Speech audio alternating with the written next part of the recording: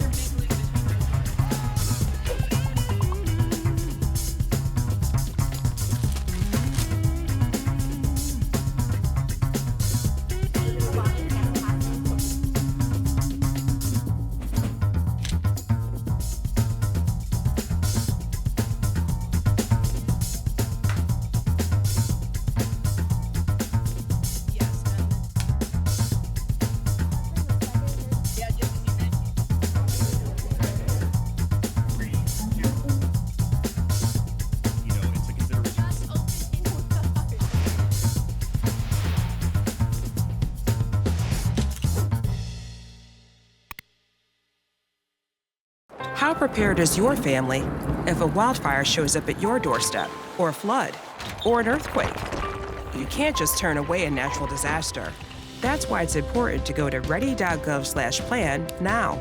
It has the tools and tips you need to make an emergency plan with your family. So if disaster comes knocking, Let's go. you'll be ready to help keep your family safe. It's just a pizza. Yes. Make a plan today. What does it take to discover the greatness within you? It takes resilience. When I first got to Cal State Fullerton, I felt lost. Then I found my community. It was like a caring family cheering me on. I wasn't sure about being a chemist. My professors showed me I could. People believed in me here, and I learned to believe in myself. Discover the resilience within you at Cal State Fullerton. All right, time to see what Mother Nature has in store for us today. Will she be kind, or are we in for a surprise? Dianara Palafox, take it away and let us know more. Thank you, Michael. Here's your latest look at the weather. Whether you're planning a big day out or just cozying up at home, we've got everything you need to know about what's happening outside. Let's take a look at what's coming your way. Today, we're expecting a comfortable high of 78 degrees with a low of 48. Winds will stay light around 5 miles per hour looking ahead. The sun will set at 4:48 p.m., so make sure to enjoy those daylight hours while they last.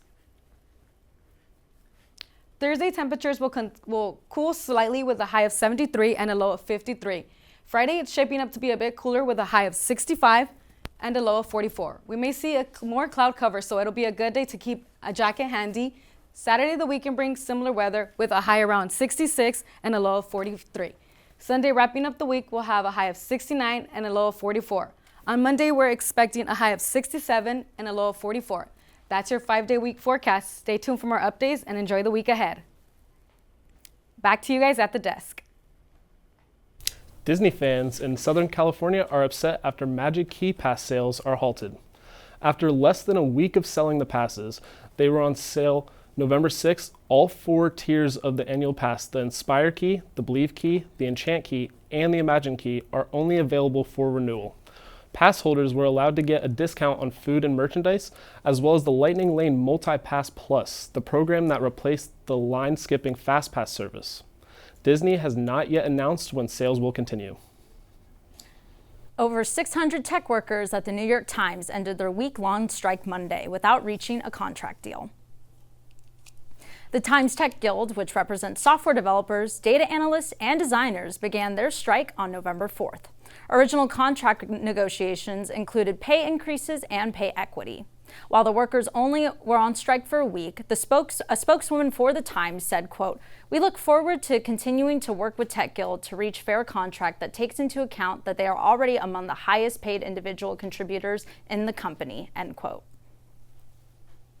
Coming up next, Disney Plus is releasing a documentary with a rock singer legend. And Associated Students is hosting an art gallery once again in the Titan Student Union. Stay tuned.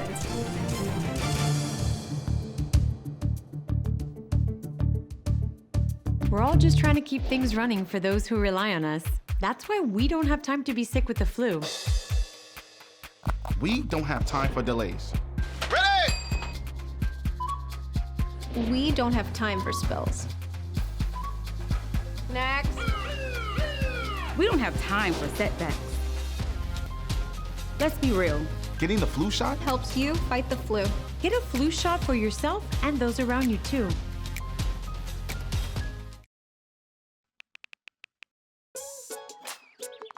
Worried about your friend, but don't know how to reach out? You could say, "How are you?" or get a fake tattoo. You could ask with an app if it works for you. You could chat with them in VR. It's all good. If you think you should check in, yeah, you should. Whatever gets you talking. Reach out to a friend about their mental health. Whatever gets you talking. Learn how you can help at seizetheawkward.org. What does it take to discover the greatness within you? It takes resilience. When I first got to Cal State Fullerton, I felt lost. Then I found my community. It was like a caring family cheering me on. I wasn't sure about being a chemist. My professors showed me I could. People believed in me here, and I learned to believe in myself. Discover the resilience within you at Cal State Fullerton. I don't think that many kids in my son's school even do it. He makes fun of his friend who vapes. He would never try it.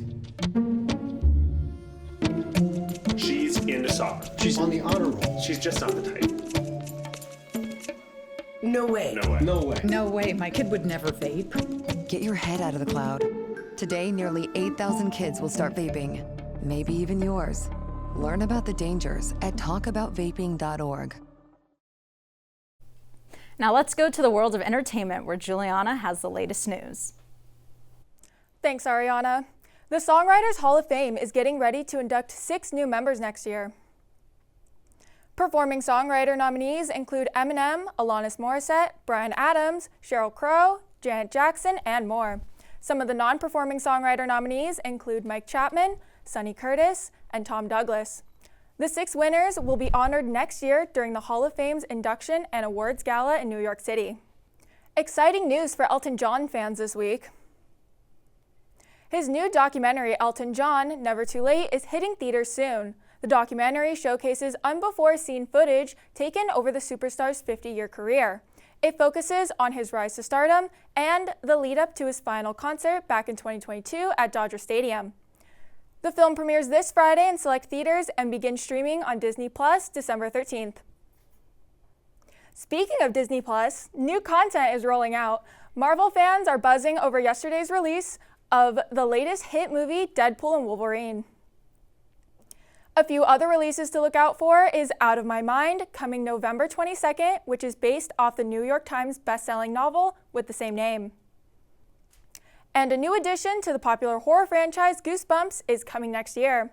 Season 2 of Goosebumps The Vanishing is set to premiere on January 10th, 2025. That's all the entertainment news I have for you guys today. Back to you guys at the desk. Associated Students is hosting their fall art workshop in the Titan Student Union. Our reporter, Omar Portillo, had the opportunity to meet with some of the students who worked on one of the art pieces.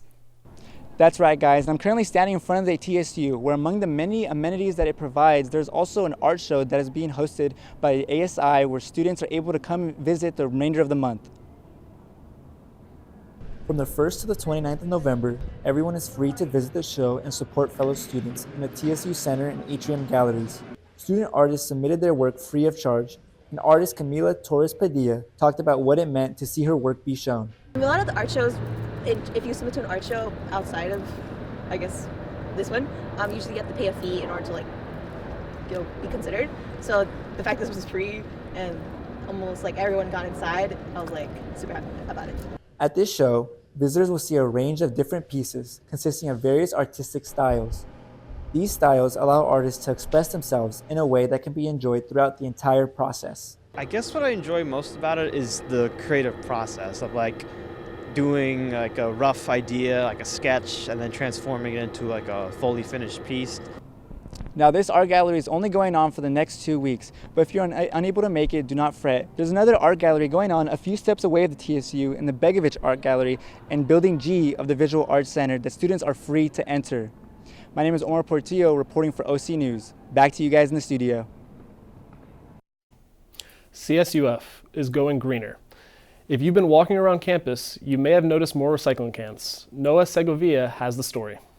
Today we celebrate America Recycles Day, recognized every November 15th. It's a day where we, the people, take small actions to help keep the earth sustainable. Let's hear what experts and students have to say about this special day. So California is one of the best at recycling, but we're still pretty bad. If you buy a piece of plastic now, the chances that that plastic will make it into your recycling bin properly cleaned, it cannot have anything on it, and that then it will get in the bin and get sorted and then get processed and moved into some new product, you know what that chance is? 5%. 95% of the plastic you buy isn't going to make it through that process.